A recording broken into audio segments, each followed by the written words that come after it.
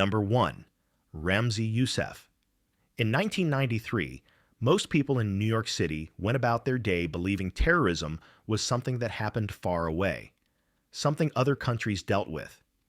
In the United States, the idea of a foreign extremist launching a massive attack on American soil still felt unthinkable. But one man had already made up his mind. He wasn't interested in sending a message or carrying out a symbolic gesture.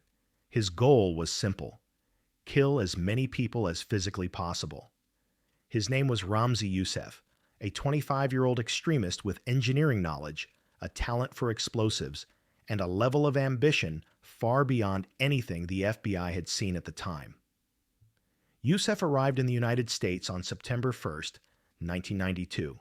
He entered using a fake Iraqi passport and immediately claimed asylum. While his immigration case sat in a backlog, he walked freely into the country. Within days, he connected with a small group of men sympathetic to his worldview. What Youssef needed wasn't soldiers or fighters. He simply needed people willing to rent cars, carry supplies, and look the other way. For the next few months, he stayed in Jersey City, in a cramped apartment just minutes from Manhattan. That apartment became his laboratory. Investigators would later find chemicals, manuals, wiring, and fragments of experiments he'd left behind. His goal wasn't to build just any bomb. He wanted something powerful enough to bring down the North Tower of the World Trade Center. To do that, Youssef calculated that he needed a bomb weighing more than 1,000 pounds. He settled on a mixture of urea nitrate, aluminum, and nitroglycerin-based boosters. The mixture wasn't elegant, but it was brutally effective.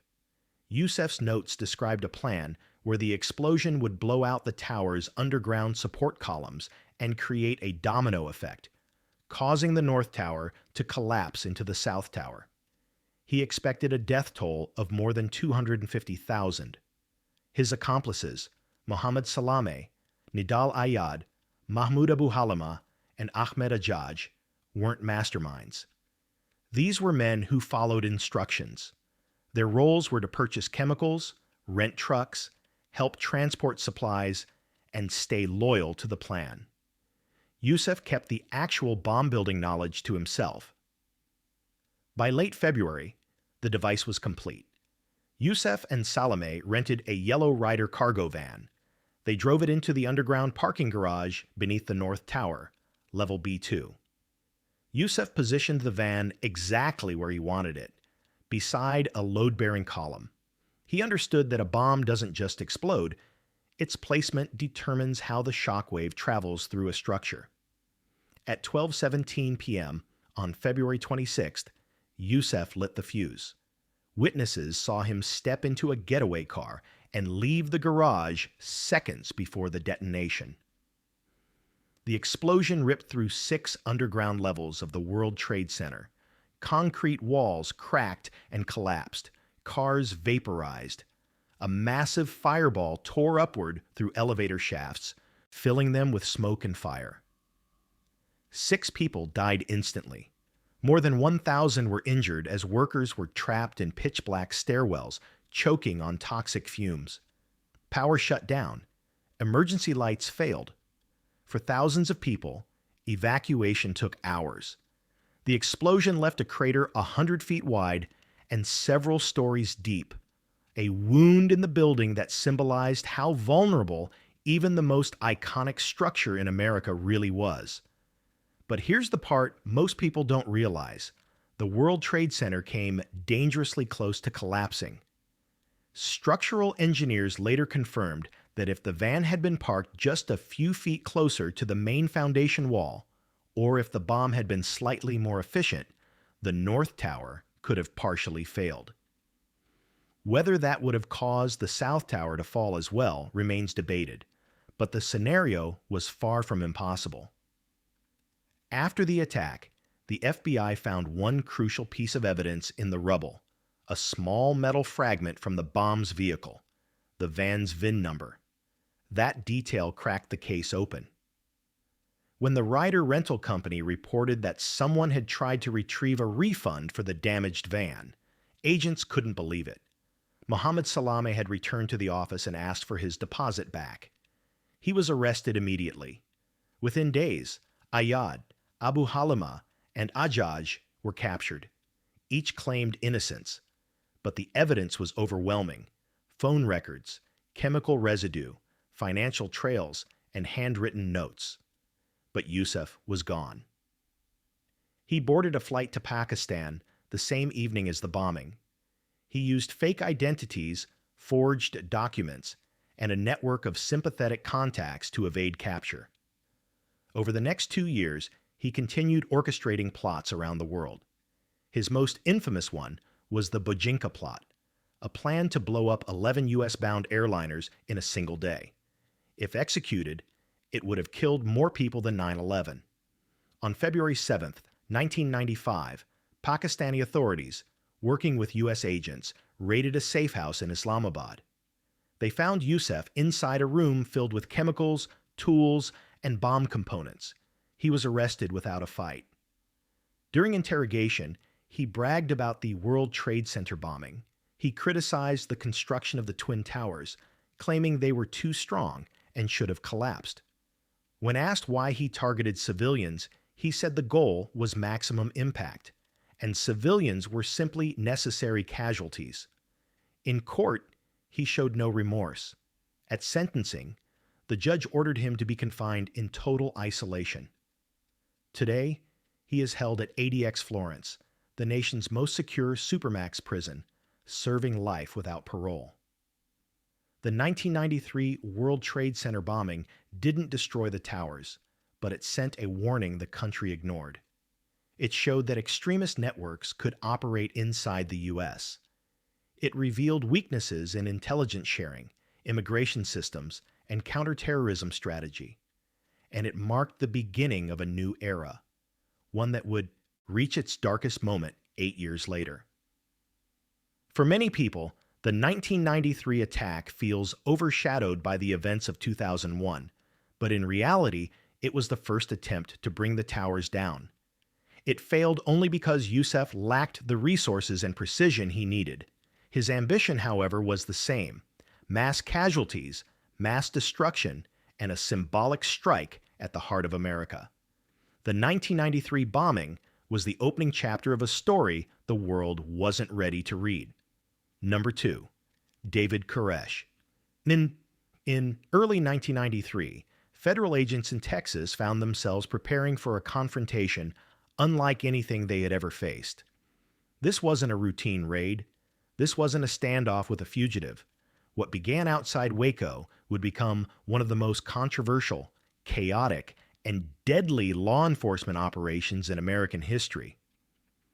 And at the center of it all stood one man, David Koresh, the self-proclaimed prophet of a secluded religious sect known as the Branch Davidians. To understand the siege, you have to understand the world Koresh created inside that compound. Born Vernon Wayne Howell, he reinvented himself in the late 1980s as a charismatic Bible teacher. He took control of the Branch Davidians by claiming he alone could unlock the secrets of the 7 seals from the book of Revelation. To his followers, he wasn't just a teacher. He was the final messenger chosen by God. Inside the Mount Carmel Center, a sprawling, worn-down compound just outside Waco, Koresh took multiple spiritual wives, some of them underage. He separated married couples, claiming he alone could produce a new line of holy children. Former members described increasing paranoia, stockpiles of weapons, and intense control over daily life. The compound became its own world, sealed off from the outside. By 1992, the Bureau of Alcohol, Tobacco, and Firearms had begun investigating reports that Koresh and his followers were converting semi-automatic weapons into fully automatic rifles, stockpiling ammunition, and possibly planning for an apocalyptic confrontation with authorities. A UPS driver accidentally delivered a damaged package containing inert grenade casings bound for the compound.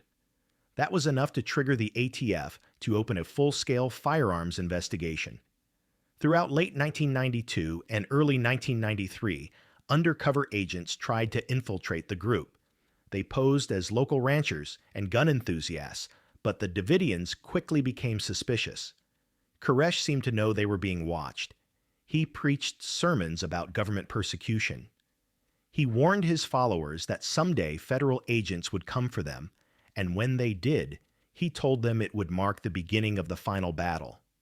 On February 28, 1993, the ATF launched a raid with more than 70 agents. The plan was simple on paper: enter the building, serve the warrant, and seize the illegal weapons. But the operation collapsed within seconds. Gunfire erupted almost immediately. To this day, both sides accuse the other of firing the first shot. Within minutes, 4 ATF agents were dead and more than a dozen wounded. 6 Branch Davidians were killed in the exchange. The raid turned into a firefight that lasted hours. When agents ran out of ammunition and communications failed, they retreated. What was supposed to be a quick operation had transformed into a national crisis. The FBI took over and began what eventually became a 51-day siege. Inside the compound, Koresh broadcast daily messages. He claimed God was instructing him to write down a prophecy before he surrendered. Negotiators tried nearly everything: psychological pressure, direct communication, promises of religious freedom, even granting Koresh airtime to preach his message publicly. Dozens of children were released during the negotiation phase, but many remained trapped inside. As the days dragged on, tensions rose. The FBI grew frustrated with Koresh's constant delays and shifting demands. He would promise to surrender, then change his mind days later. He remained calm on the phone, but inside the compound, survivors later described a man becoming more paranoid and controlling. He drilled followers on how to respond to a final assault. Many of them believed that dying under government fire was a path to salvation. By mid-April, the FBI decided negotiations had failed. Attorney General Janet Reno approved a tactical plan to force the Davidians out using non-lethal CS gas. On April 19th, before dawn, armored vehicles approached the compound and began inserting gas through the walls. The goal wasn't to storm the building. It was to pressure the followers to exit without gunfire. But what happened next remains one of the most debated moments in American law enforcement history. Around noon, fires broke out in multiple locations inside the compound. Flames spread rapidly, fueled by strong winds in the building's wooden structure. FBI surveillance caught Davidians spreading fuel and igniting fires, suggesting they intended a mass suicide. But survivors insist the tear gas caused the fire, a claim investigators reject. Within minutes, the entire compound was engulfed. 76 Branch Davidians died in the fire, including 25 children. Most died from smoke inhalation. Some died from gunshot wounds, likely suicides or mercy killings during the chaos. Koresh himself died from a gunshot to the head, though whether it was suicide or killed by one of his followers has never been proven. The fire ended the siege instantly, but it didn't provide closure. It left behind questions that have lasted decades. Did the FBI handle it correctly? Did Koresh plan for everyone to die? Could any of it have been prevented? Investigators later concluded that Koresh never intended to surrender. His writings and sermons showed he believed he had to die to fulfill his prophecy. But the federal response drew heavy criticism for escalating the situation. Congressional hearings years later exposed communication, failures, poor planning, and inconsistent decision-making among government agencies. The Waco siege became a symbol, used by anti-government extremists, militias, and conspiracy groups as evidence of government overreach. It played a major role in motivating Timothy McVeigh, who carried out the Oklahoma City bombing exactly 2 years later, on April 19, 1995. In his own words, McVeigh said Waco was a primary reason he chose that date. Today, the Mount Carmel site remains a memorial. Survivors still gather there. The debates continue, but the reality is straightforward. David Koresh built a belief system so absolute that dozens of followers chose to die with him, and the government's attempt to stop him became one of the deadliest law enforcement operations in U.S. history. The Waco siege wasn't just a standoff. It was a collision between a man with absolute control over his followers and a government that underestimated both his influence and his determination. It exposed failures on every level: religious, psychological, tactical, and political. And it remains one of the most haunting American tragedies of the 1990s. Number 3. Dustin Honken and Angela Johnson.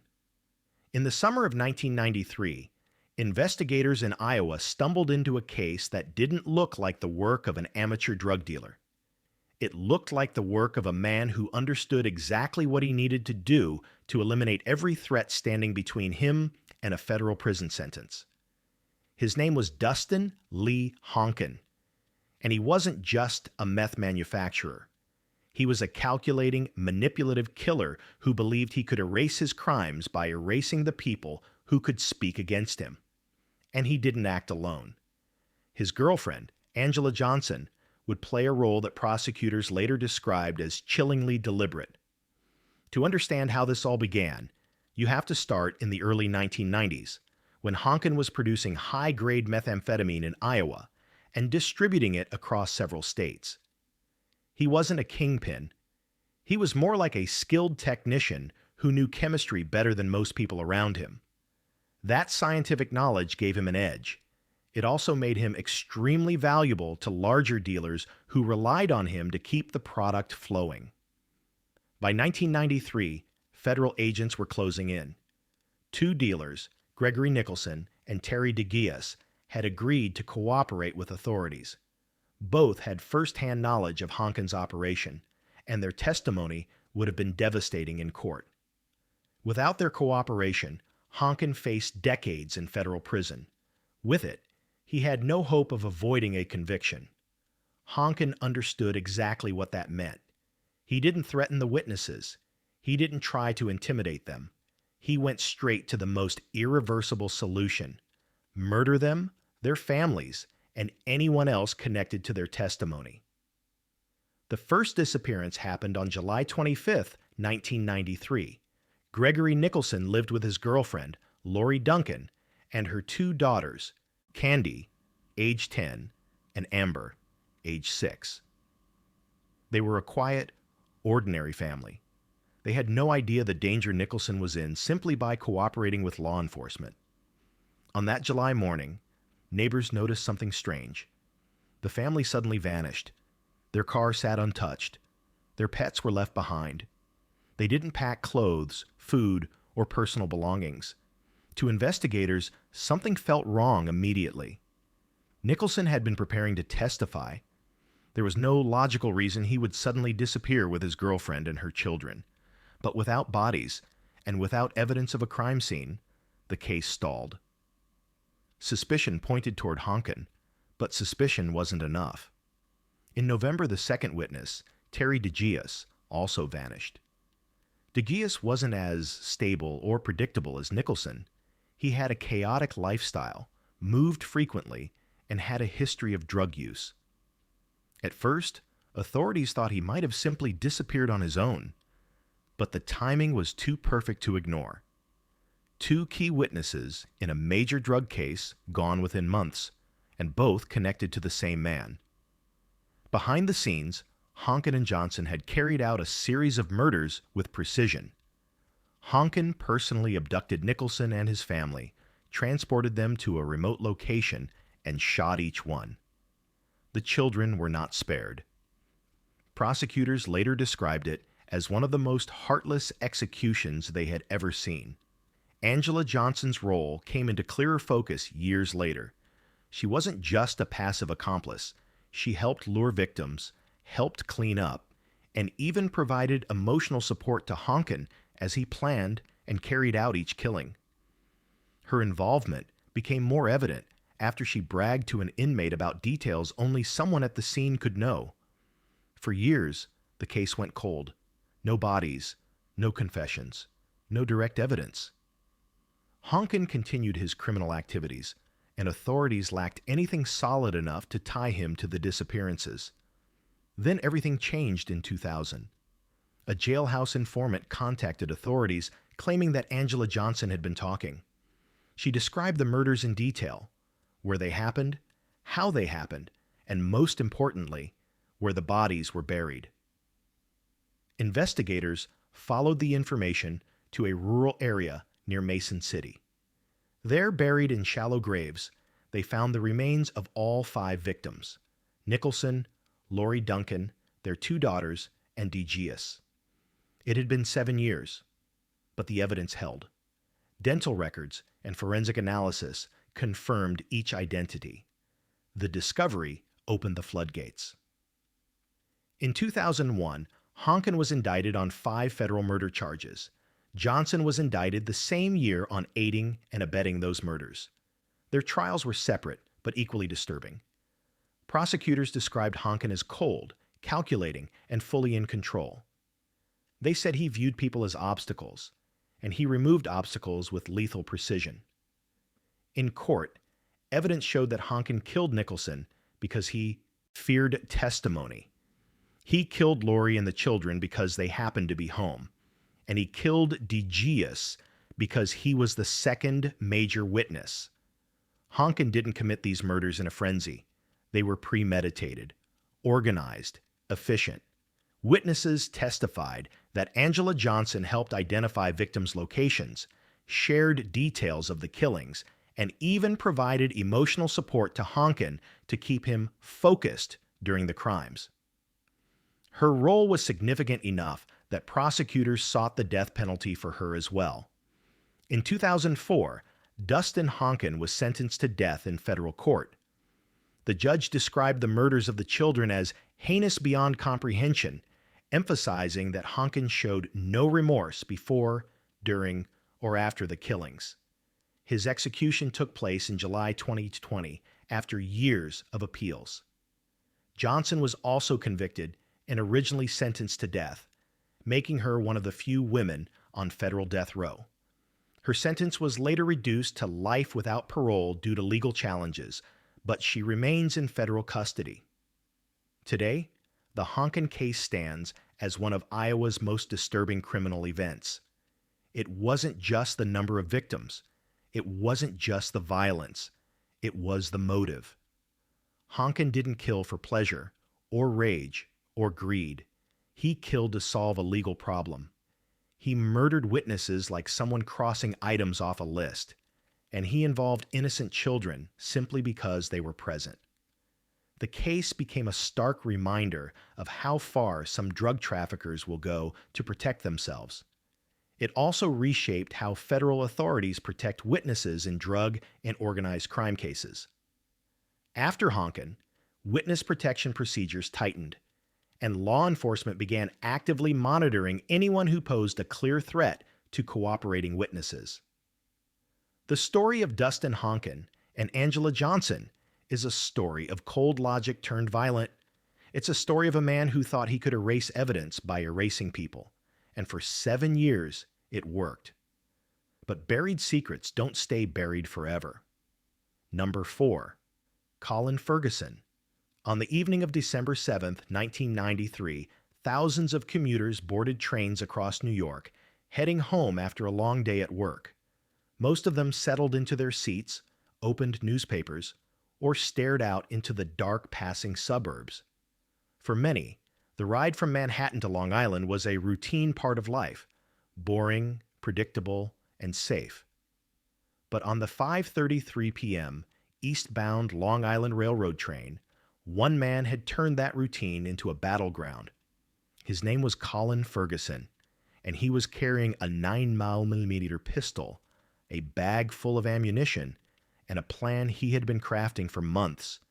To understand how this massacre unfolded, you have to understand who Ferguson was before he boarded that train. Born in Jamaica, he immigrated to the United States in the early 1980s and initially presented himself as ambitious and educated.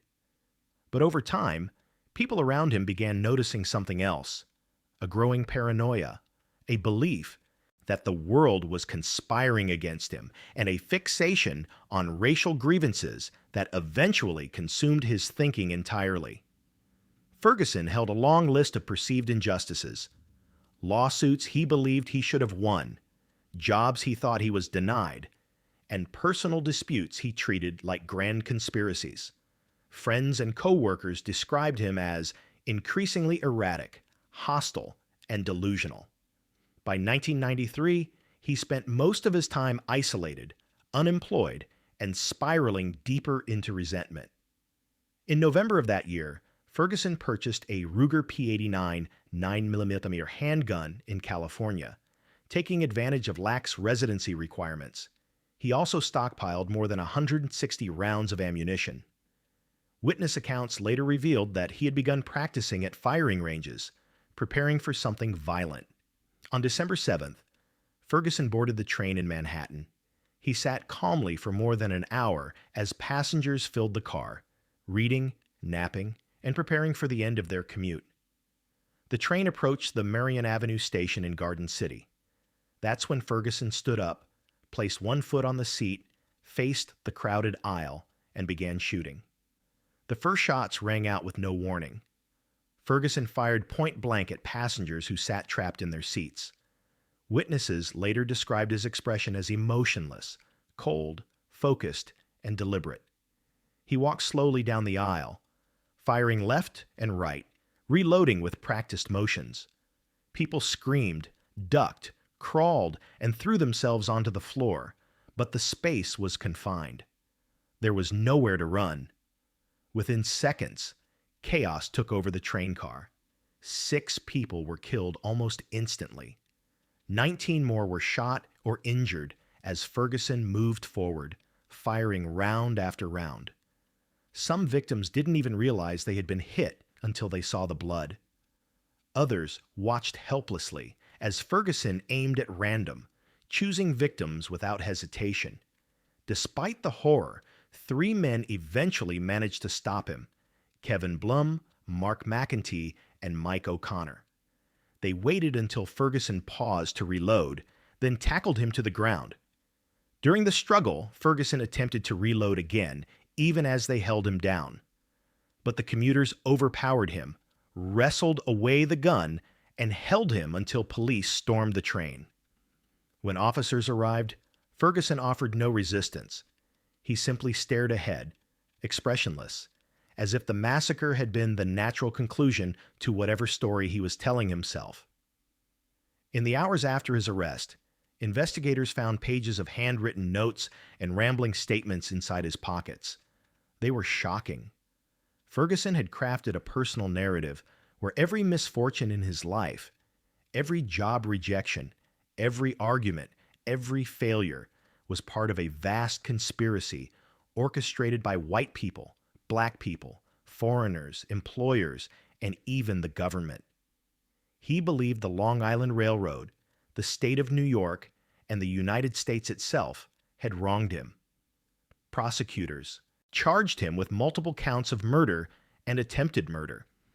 But the case turned even more bizarre during pretrial hearings. His defense attorneys argued Ferguson was clearly mentally ill and planned to pursue an insanity defense. But Ferguson fired them. He insisted on representing himself. The same man who committed a mass shooting now wanted to personally cross-examine his surviving victims. The court reluctantly allowed it. During the trial, Ferguson questioned the very people he had shot. Some couldn't bear to look at him. Others confronted him directly, expressing their anger and grief. Ferguson responded with rambling arguments, denying he was the shooter despite dozens of witnesses and overwhelming physical evidence. He even suggested the victims had been shot by someone else, or by a phantom gunman. But the jury saw the truth clearly. They convicted him on all counts: 6 murders and 19 attempted murders. In February 1995, he was sentenced to 6 consecutive life terms without the possibility of parole. He remains incarcerated at a maximum security prison in New York. What made this case especially unsettling wasn't just the number of victims or the brutality of the attack, it was the setting. A commuter train, a place people used every day, turned into the scene of a mass shooting long before such attacks became common headlines. The Lear massacre shocked the country and triggered immediate political responses. One of its most direct consequences was the push for stricter gun control laws in New York State. The shootings also intensified debates around mental health, warning signs, and the gaps in systems meant to identify individuals spiraling into dangerous delusion. The survivors carry the weight of what happened in that narrow aisle. Many lived with lifelong injuries, physical and psychological. Families of the victims pushed for reforms, safety upgrades on commuter lines, and recognition of the trauma inflicted on ordinary people who had simply been heading home from work. As for Ferguson, psychologists still debate the nature of his mental state. Some believe he suffered from paranoid personality disorder. Others argue he was fully aware of his actions and driven by ideological extremism rather than insanity. His behavior after the attack, the planning, the statements, the writings, suggests a man who knew what he was doing but believed he was justified. The Long Island Railroad Massacre stands as one of the most brutal mass shootings of the early 1990s. It shattered the sense of normalcy for millions of commuters and became a defining moment for New York's criminal justice system. And it exposed a truth that people didn't want to confront. Danger doesn't always come in the form of an organized group or a clear plan. Sometimes it comes from one man, convinced that the world owes him something, acting out a narrative that exists only in his mind. Number 5. John Lotter and Tom Nissen. In December 1993, a small farming community in southeast Nebraska became the center of one of the most shocking and painful crimes of the decade.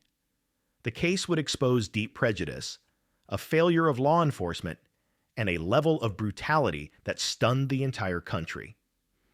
At the center of it was a young transgender man named Brandon Teena, and 2 men who decided that his very existence was something they couldn't tolerate.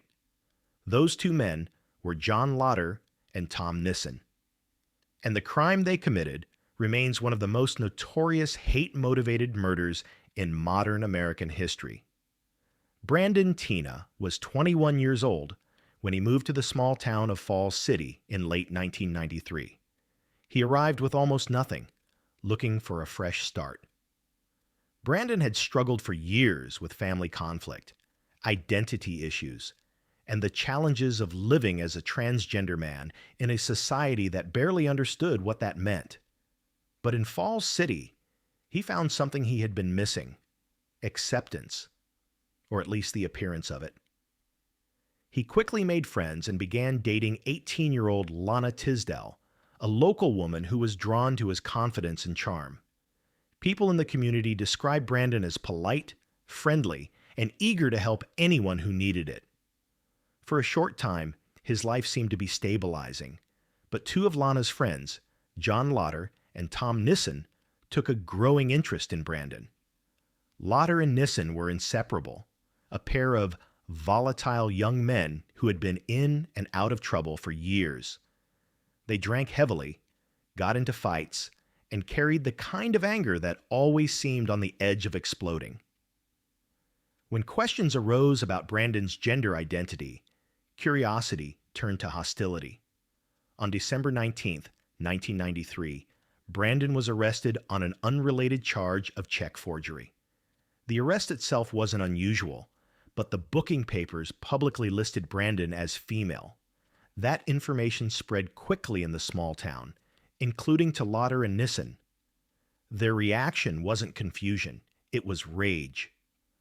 Over the next few days, their anger grew. They interrogated Brandon, demanded explanations, and treated his identity as a personal insult. Their obsession escalated into something far more dangerous. On the night of December 24th, Christmas Eve, Lauder and Nissen confronted Brandon at a party. They forcibly removed him from the house and drove him to a remote location. What happened next was so violent that prosecutors later described it as pure sadism. The two men beat Brandon, threatened him, and brutally raped him. Afterward, they brought him back to Nissen's house and warned him not to tell anyone, threatening to kill him if he did. Brandon did tell someone. He went to the hospital and reported the assault to the sheriff's office. That's where the system failed him. Sheriff Charles Lowe handled the case with shocking negligence. He questioned Brandon in a way that suggested Brandon was the problem, repeatedly misgendering him and treating the assault as something he had brought on himself. Lowe never arrested Lauder or Nissen, despite Brandon's detailed statement and the physical evidence from the hospital. Brandon had done everything right. The authorities did nothing. Lauder and Nissen found out Brandon had reported the assault. Their decision was instant. They couldn't risk a trial. They couldn't risk exposure. They decided he had to die. On December 31st, 1993, 1 week after the assault, Brandon sought shelter at the home of Lisa Lambert, a friend who lived with her infant son. Another man, Philip Devine, was also staying there at the time. Brandon's plan was simple: stay hidden and get out of town. Lauder and Nissen arrived at the house around 3 a.m. They forced their way in, armed with knives and a handgun. Inside the small, dimly lit home, they searched each room until they found Brandon hiding under a blanket. They dragged him into the living room, shot him, and left him to die on the floor. But they didn't stop there. They also murdered Lisa Lambert, shooting her at close range. Philip Devine was killed as well. 3 victims, executed in minutes. 2 adults and a young man whose only crime was trying to live authentically. When police arrived later that morning, they were confronted with a scene that was both chaotic and devastating. A baby cried in a nearby room.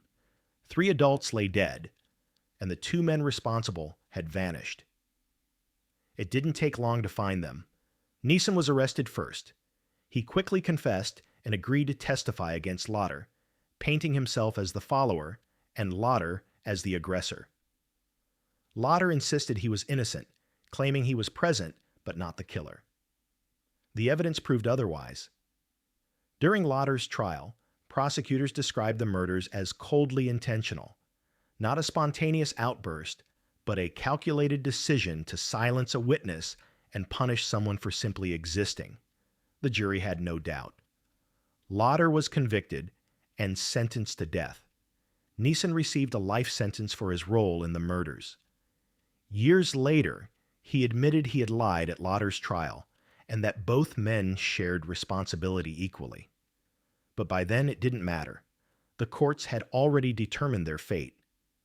Brandon Tina's story became national news. It exposed a chain of failures: ethical failures by law enforcement, cultural failures surrounding transgender rights, and personal failures by the men who chose violence over empathy. Brandon didn't die because of a misunderstanding.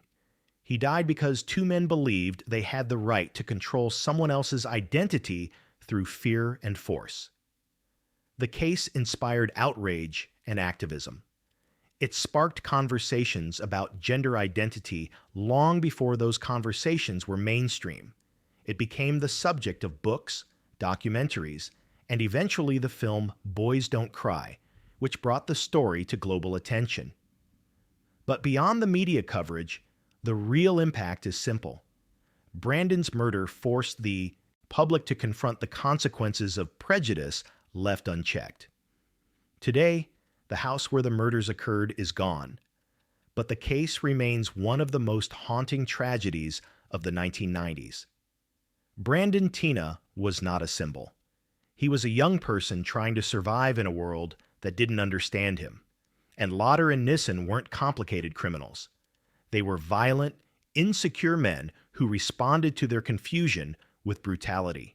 Brandon's life ended at 21, but the legacy of his case continues in legal reforms, in training for law enforcement, and in the growing recognition of how dangerous unchecked hatred can be. Number 6. Daniel Green and Larry DeMary. On July 23, 1993, Michael Jordan was at the height of his fame. He had just led the Chicago Bulls to a third straight NBA championship. He was the most recognizable athlete on the planet. And while he was preparing for the next chapter of his career, his father, James Jordan, was driving alone through North Carolina, taking the quiet, peaceful roads he loved. What happened that night was not a complicated crime. It wasn't planned. It wasn't orchestrated by professionals. It was a senseless act committed by two young men who didn't understand the consequences of what they were doing until it was far too late. Those two men were Daniel Andre Green and Larry Martin Demery, childhood friends whose lives were already drifting toward violence and instability. James Jordan was driving home from a funeral in Wilmington, North Carolina. At some point during the night, he became tired, pulled over near U.S. Highway 74, and fell asleep inside his red Lexus SC400. He left the engine running and reclined the seat back, something he had done many times before. He wasn't in a dangerous area. He wasn't doing anything risky. He was simply taking a break from the long drive. But at around 3 a.m., Daniel Green and Larry Demery were moving through the area. They were 19 and 18 years old, young, unpredictable, and already involved in petty crime. The two were out looking for cars to break into, wallets to steal, and opportunities to make quick cash. When they saw the Lexus parked on the side of the road, they approached quietly. According to the court testimony, the pair believed the car was abandoned or that the driver was passed out drunk. What happened next is the part that remains debated to this day. Demery testified that Green was the one who pulled the trigger. Green insisted he was outside the car when the shot was fired, claiming Demery killed Jordan without warning. But what we know for certain is this: James Jordan was shot once in the chest while he slept. The gunshot killed him quickly. The two young men dragged his body into the nearby woods, leaving him partially covered. They then stole the Lexus, taking it on a joyride across several counties. The car itself was unique. It was the luxury coupe Michael Jordan had bought for his father, complete with vanity tags and custom features. But Green and Demery didn't seem to grasp the significance. For the next several days, they used James Jordan's phone to call friends and girlfriends hundreds of times. Every call created a digital trail, but neither of them considered the consequences. They wore James Jordan's jewelry, including a championship ring. They even photographed themselves posing with the Lexus, smiling as if they had won a prize. Meanwhile, James Jordan's family had no idea what had happened. When he didn't return home, they reported him missing. For weeks, investigators searched for any trace of him, but the body in the woods went unidentified for over 2 weeks due to decomposition. It wasn't until dental records were compared that authorities confirmed the remains belonged to James Jordan. The news stunned the world. The father of the greatest basketball player alive had been murdered in the middle of the night by 2 teenagers. And worse, police now had evidence pointing directly to the killers. The phone calls made from the stolen car were the first break. Investigators traced the outgoing calls to people connected to DeMary and Green. When questioned, several associates admitted they had seen the men with Jordan's jewelry and the Lexus. Police quickly obtained search warrants, and the photographic evidence sealed the case. In one photo, taken by a friend, Green smiled proudly while wearing a gold ring belonging to James Jordan. Public reaction was immediate and intense. The idea that Michael Jordan's father had been murdered at random shocked people across the country. But in North Carolina, investigators focused on the evidence.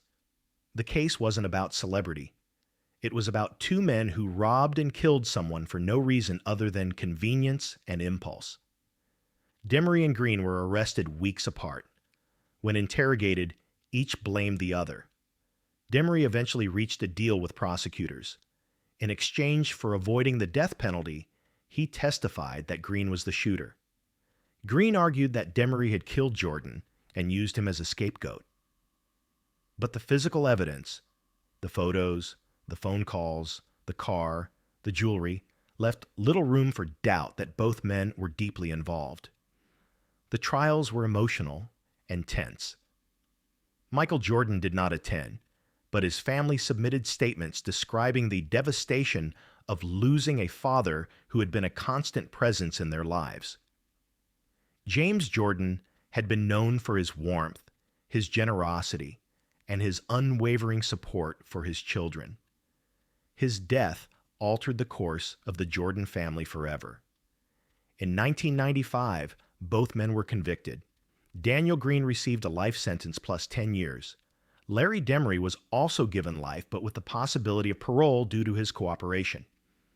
For decades, debates have continued about who pulled the trigger, whether Demery manipulated the story to save himself, or whether Green was truly responsible.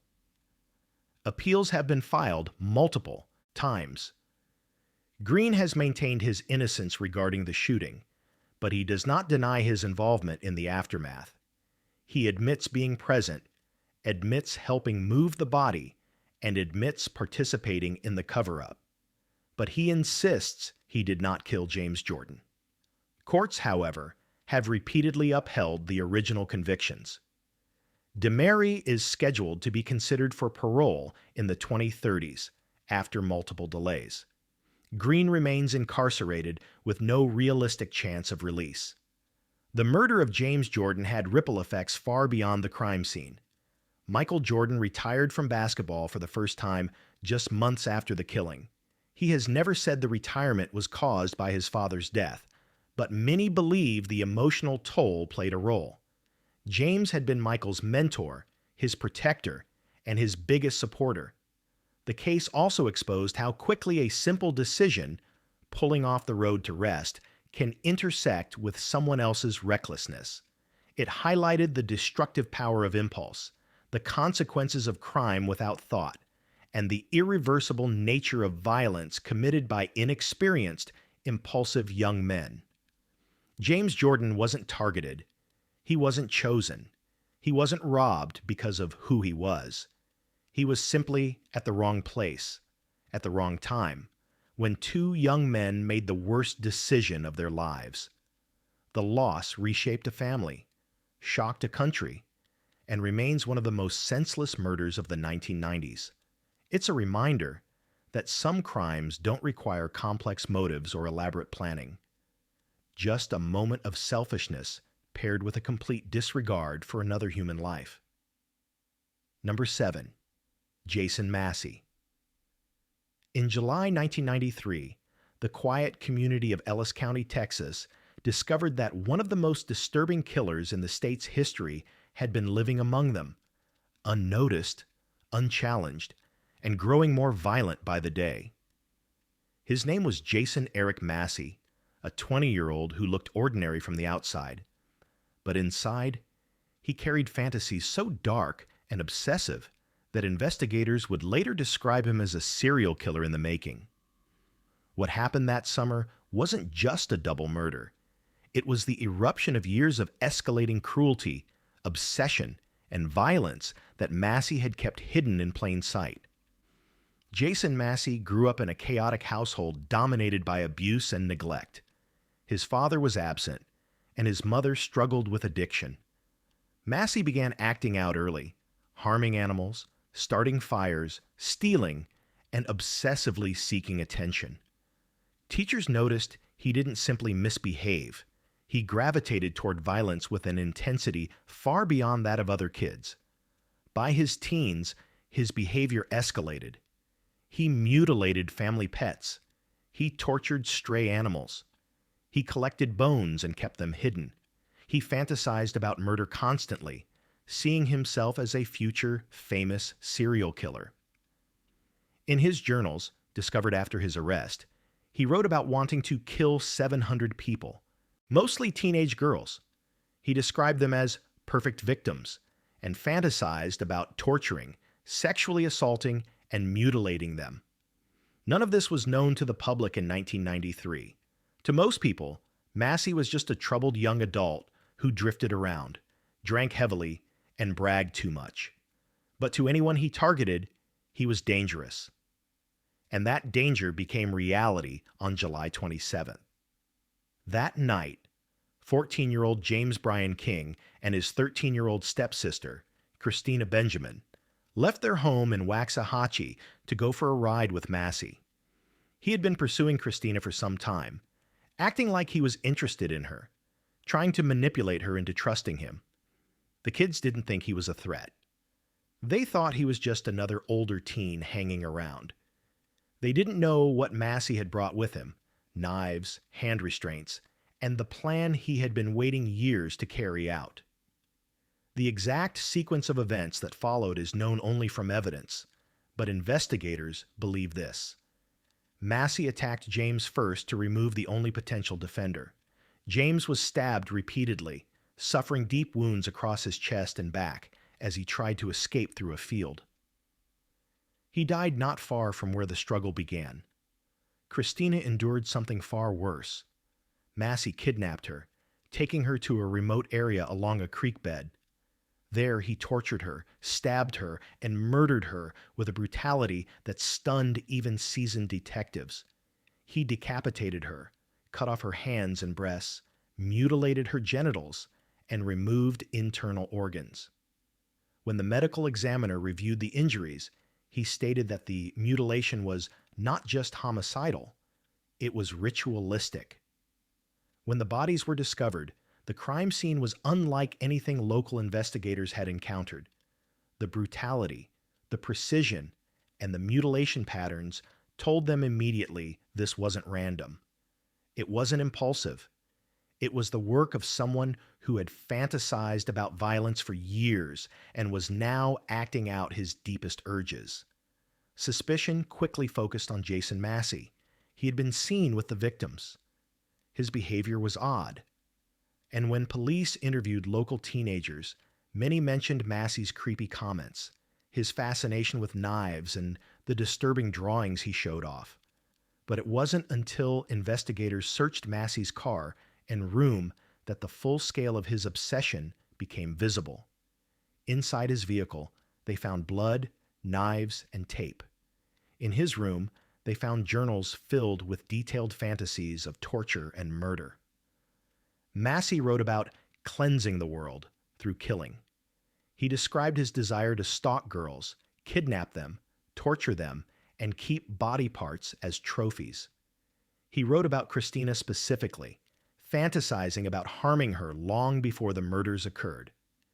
Detectives also uncovered his collection of animal skulls, proof of years of practice. Psychologists call this the precursor phase of serial murder, harming animals, saving bones, fantasizing, escalating. Massey was already deep into that pattern. These murders were not the culmination of his violence. They were the beginning of what he hoped would be a long career. Prosecutors built a case that was overwhelming. They described a young man whose goal was to become a serial killer, who saw James and Christina as his first major step. They introduced his journals to the court, more than 800 pages, filled with violent fantasies, drawings, lists of potential victims, and step-by-step plans for abduction and torture. The most chilling entry was one in which he wrote that he wanted to leave a mark on the world and be remembered as one of the most feared killers in history. The jury didn't take long to convict him. During the sentencing phase, prosecutors emphasized the brutality of the crime, but they also highlighted the future danger. Massey wasn't remorseful. He wasn't impulsive. He was ambitious, in the worst possible way. They argued that if he ever left prison, he would kill again immediately. The jury sentenced him to death. For years, Massey appealed, but each court upheld the conviction. In 2001, at the age of 28, Jason Massey was executed by lethal injection. Witnesses described him as emotionless, saying little, showing no real remorse, and maintaining the same flat demeanor he had at trial. The murders of James King and Christina Benjamin devastated their community. Two young lives, full of promise, were destroyed by someone who saw them as props in his own dark fantasy. Investigators who worked the case said it remained one of the most haunting crimes of their careers, not only because of the brutality, but because of what Massey represented: a killer shaped by years of neglect, cruelty, obsession, and escalating violence, who believed he was destined to become something monstrous. Their deaths also changed awareness around warning signs in youth behavior: animal cruelty, violent fantasies, obsessive journaling, and fixation on weapons. Massey had all of them, but in the early 1990s, there was far less understanding about how dangerous those signs really were. Jason Massey didn't kill by accident. He didn't snap. He evolved into a killer over years of unchecked behavior. And in July 1993, that evolution ended in a crime so brutal that even today, Ellis County residents still remember the shock of discovering what one young man was capable of. Number 8. Richard Allen Davis. On the night of October 1st, 1993, in the small town of Petaluma, California, a 12-year-old girl named Polly Klaas hosted a simple slumber party. She invited two of her best friends, set up games in her bedroom, and talked excitedly about school and upcoming holidays. It was an ordinary childhood moment, carefree, familiar, and safe.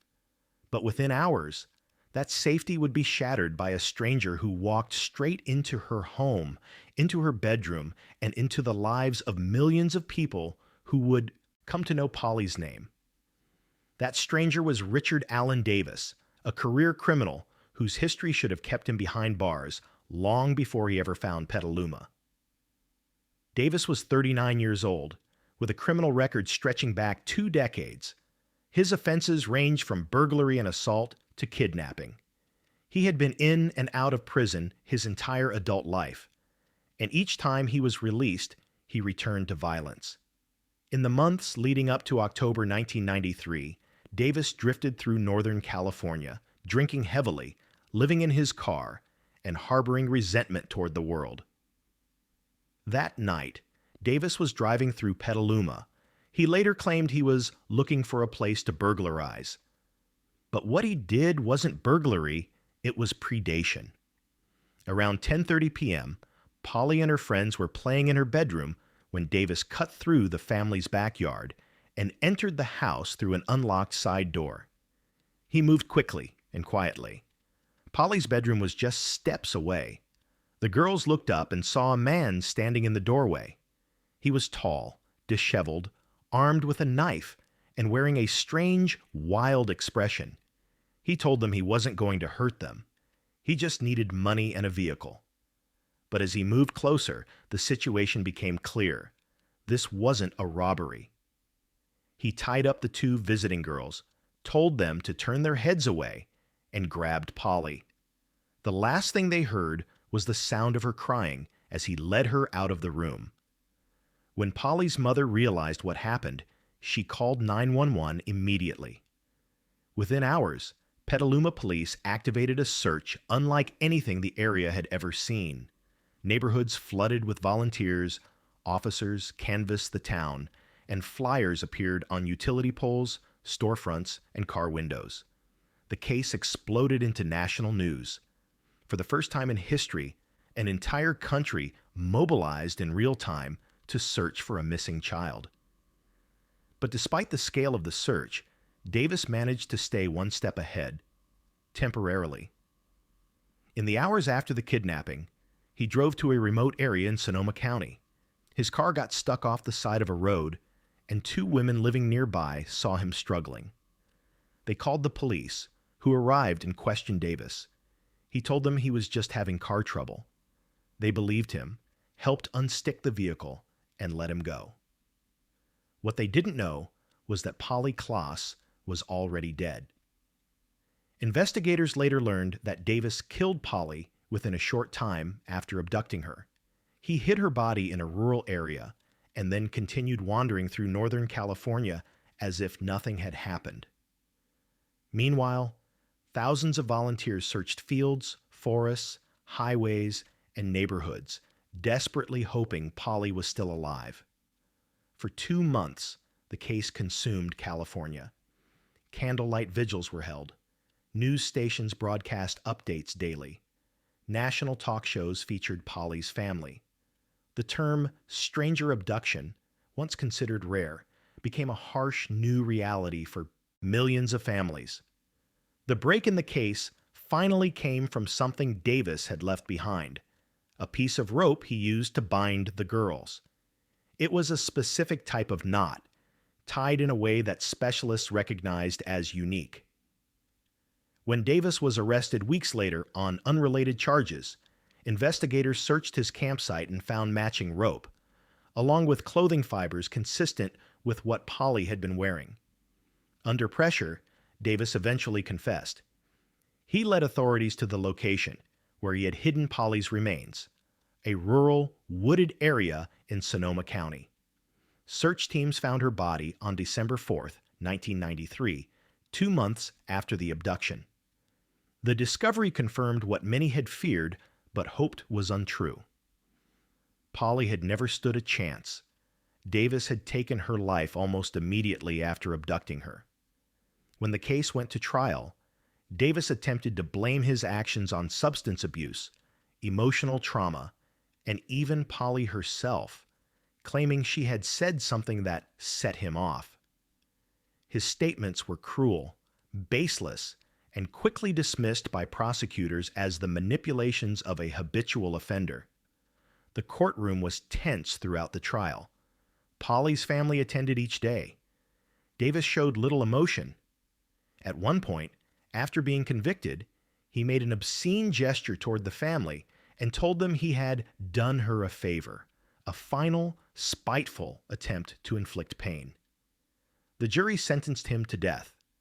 Even today, Davis remains on death row at San Quentin State Prison. He has never expressed genuine remorse. He has never taken responsibility. He has never acknowledged the trauma he caused. The murder of Polly Klaas had far-reaching consequences. Public outrage over Davis's long criminal history and his release back into society led directly to California's 3 strikes law in 1994. The idea was simple. Repeat violent offenders would face mandatory long sentences. The law became one of the most significant sentencing reforms in American history.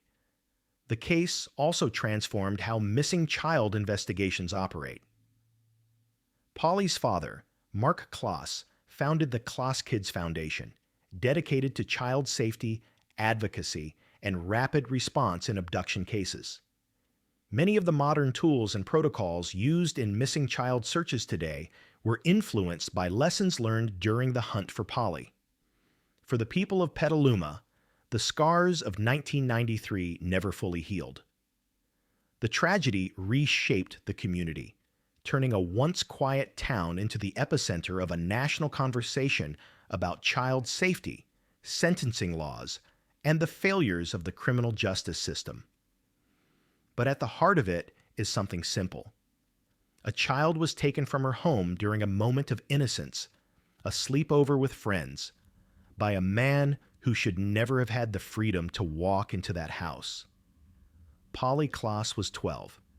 She had dreams, friends, family, and a future.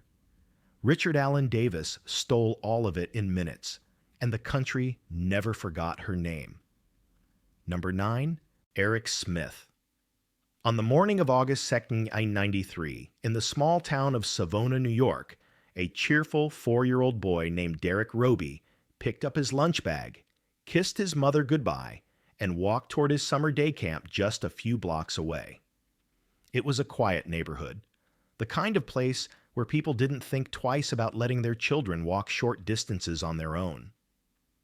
What happened next shattered that sense of safety forever. Not because of an unknown predator or a passing stranger, but because of a 13-year-old boy who lived in the same community, rode the same school bus, and blended into daily life without raising suspicion. His name was Eric Smith. Eric was a red-haired, freckled teenager who looked younger than his age. To many adults, he seemed odd but harmless, a kid who struggled to fit in, who was bullied, who had few friends. But beneath that lonely exterior was a rage he didn't know how to control, a frustration that had been boiling inside him for years. And on that August morning, it finally erupted.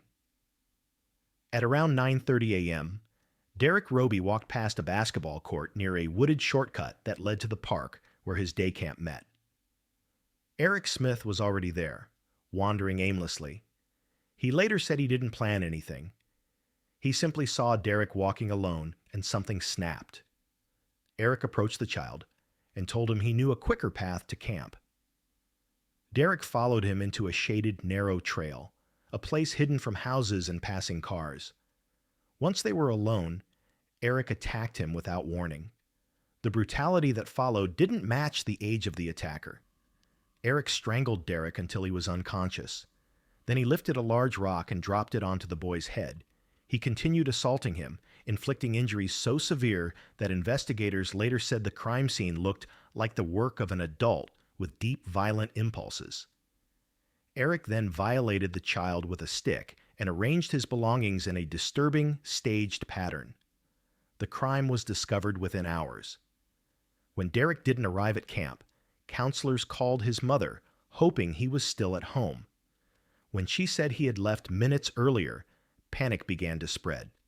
Volunteers, neighbors, and police searched the route he normally walked. A camp counselor found his body in the woods, a discovery that sent shockwaves through the town. Police immediately launched a full-scale investigation. They interviewed parents, neighbors, and dozens of local children. There were no adult suspects initially. The attack seemed too violent, too chaotic, too unpredictable. Most people assumed the killer must have been a drifter or a dangerous outsider, but the killer had never left town. While investigators worked the case, Eric Smith inserted himself into the situation. He joined conversations about the murder. He asked questions.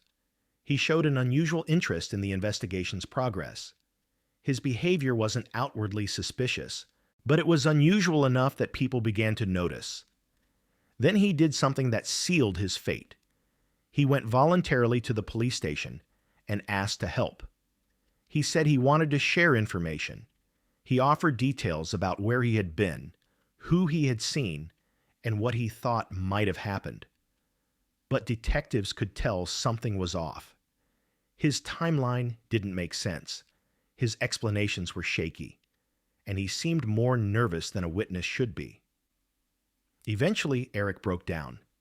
During questioning, he confessed, calmly, almost clinically, to luring Derek into the woods and killing him. He didn't offer a clear motive. He didn't express remorse. He simply laid out the steps of what he had done. The confession stunned the investigators. A 13-year-old had murdered a 4-year-old in broad daylight with no provocation, no plan, and no hesitation. The case became national news overnight. People struggled to understand how someone so young could commit something so brutal. Psychologists evaluated Eric for weeks. They found no major mental illness, no hallucinations, no psychosis. Instead, they described him as a deeply disturbed adolescent who had been bullied, isolated, and emotionally unstable for years. He had explosive anger issues, a fascination with violence, and a lack of empathy that made him dangerous, even at 13. Because of the crime's severity, prosecutors made the rare decision to try Eric Smith as an adult. The courtroom was packed every day. The contrast between Derek Roby, a smiling 4-year-old whose photo dominated the news, and Eric Smith, a small, quiet 13-year-old with red hair and thick glasses, made the case even more haunting. During the trial, Derek's mother testified through tears about the moment she told her son he could walk to camp alone. The guilt she carried was crushing. Eric's family cried as well, unable to reconcile the boy they knew with the act he had committed. The jury didn't take long to reach its decision. Eric Smith was convicted of second-degree murder and sentenced to the maximum penalty allowed, 9 years to life in prison. For a juvenile, it was one of the harshest sentences in New York history, but for many people, it still didn't feel like enough. Over the next 2 decades, Eric Smith was denied parole multiple times. Each hearing brought emotional statements from Derek's family, emphasizing the irreparable damage done by the murder. Psychologists continued to warn that Eric lacked the emotional maturity to safely re-enter society. But in 2021, nearly 28 years after the crime, Eric Smith was granted parole.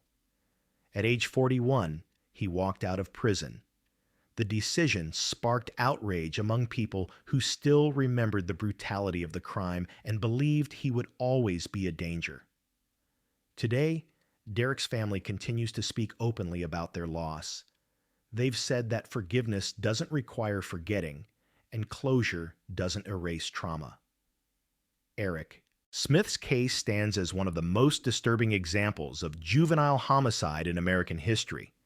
It challenges the assumptions people make about childhood innocence, criminal responsibility, and the capacity for violence in adolescence. And it forces an uncomfortable question. How does a 13-year-old commit a crime like this? There are no simple answers, but the result is undeniable. A young boy lost his life, a family lost their child, and a small community learned that sometimes the greatest danger doesn't come from outside, but from someone who is supposed to be just another kid in the neighborhood. Number 10. Harvey Miguel Robinson. In the summer of 1993, the city of Allentown, Pennsylvania, discovered that a serial killer was stalking its streets, but not the kind of killer anyone expected. He wasn't a drifter. He wasn't an adult predator with a long criminal history. He was a local teenager, a high school student, someone who blended in easily, smiled easily, and hid his brutality behind the face of a boy who looked too young to be dangerous. His name was Harvey Miguel Robinson. He was just 17 years old when he became one of the youngest serial killers in American history. Robinson grew up in a home filled with violence. His father, a convicted murderer, had beaten his mother for years before eventually being imprisoned. That environment shaped Harvey early. Teachers saw him as disruptive. Counselors described him as emotionally volatile. He lashed out at classmates, got into fights, and developed a fascination with domination and fear. By 14, he was already committing burglaries and assaults. By 16, he was stalking women. Robinson didn't escalate gradually. He escalated explosively. Between 1992 and 1993, Allentown police began receiving reports of a prowler entering women's homes at night. Sometimes he touched them while they slept. Sometimes he left without harming them. In other cases, he assaulted them and ran before anyone could identify him. The victims were different ages, different backgrounds, different neighborhoods. There was no obvious pattern, at least not one police recognized at the time. But Robinson was choosing women intentionally. He watched their houses. He studied their routines. He found windows that didn't lock properly, doors that weren't reinforced, and opportunities where darkness gave him an advantage. He wasn't simply seeking victims. He was seeking control. His first known murder happened in August 1992 when he targeted 29-year-old Joan Burghardt. She lived alone and worked as a nurse's aide. Robinson broke into her home, assaulted her, and strangled her before fleeing into the night. Police found no forced entry, no fingerprints, no usable evidence. The case stalled almost immediately, but Robinson didn't stop. The next victim was 15-year-old Charlotte Schmoyer, a shy and friendly newspaper carrier who woke up early each morning to deliver papers before school. On June 9, 1993, Robinson ambushed her as she walked her route. He dragged her into a wooded area, assaulted her, and stabbed her repeatedly. Detectives later counted dozens of wounds. He then left her body in the woods and quietly slipped back through the neighborhood. The brutality of the attack stunned investigators. A random killer, they thought. Someone passing through. Someone who had no connection to Allentown. But Robinson was already living among them. His third murder happened just 2 months later, in August 1993. This time the victim was 47-year-old Jessica Jean Fortney. Robinson entered her home by climbing through a window, attacked her, and murdered her. Again, he left almost no evidence. Again, he disappeared before police could respond. 3 murders in less than a year, multiple assaults, dozens of attempted break-ins. And the city had no idea who the killer was. What made Robinson so effective was his youth. Detectives weren't looking for a teenager. They were looking for an adult predator, someone in his 30s or 40s with a history of violence. Robinson slipped past that profile easily. He blended into crowds. He walked to school like everyone else. He hung out at local parks. Nobody suspected he had already taken 3 lives. But the case finally broke when one of Robinson's intended victims survived. Her name was Denise Sam Calley. Robinson had stalked her home for weeks, watching her from the darkness outside her windows. During one attempted break-in, Denise heard him and locked herself in the bathroom, calling for help. Robinson attacked her anyway, stabbing her multiple times. But she fought back, and neighbors heard the struggle. Police arrived within minutes. Robinson fled out the back door, injured and bleeding. For the first time, detectives had physical evidence, blood drops. Those samples were tested, and the results shocked investigators. They didn't belong to an adult male. They matched a teenage boy. Even more shocking, the DNA matched Harvey Robinson, a 17-year-old who already had a juvenile record for burglary and assault. Police placed Robinson under surveillance immediately. They watched him visit friends, go to school, and walk through the same neighborhoods where he had killed. When investigators moved in to arrest him, Robinson tried to escape by leaping from a second-story window. He was caught within minutes. At first, Robinson denied everything. But when confronted with DNA evidence, he admitted to the attacks, though he showed no remorse. Psychologists later said he displayed traits of severe antisocial personality disorder, narcissism, and sadism. He enjoyed the violence. He enjoyed the control. He enjoyed the fear. During his trials, the prosecution emphasized his methodical approach. They described him as a predator who chose his victims based on vulnerability: young girls, middle-aged women, anyone who couldn't fight back. They showed the jury his history of violent fantasies and his escalating pattern of stalking. The jury convicted him on all counts. For the murders of Charlotte Schmoyer and Jessica Fortney, Robinson received the death penalty. For the murder of Joan Berghardt and the attempted murder of Denise Sam Calley, he received multiple life sentences. Robinson's case sparked national debate because of his age. He was one of the youngest people ever sentenced to death in the United States. Supporters argued that his traumatic childhood had shaped his violence.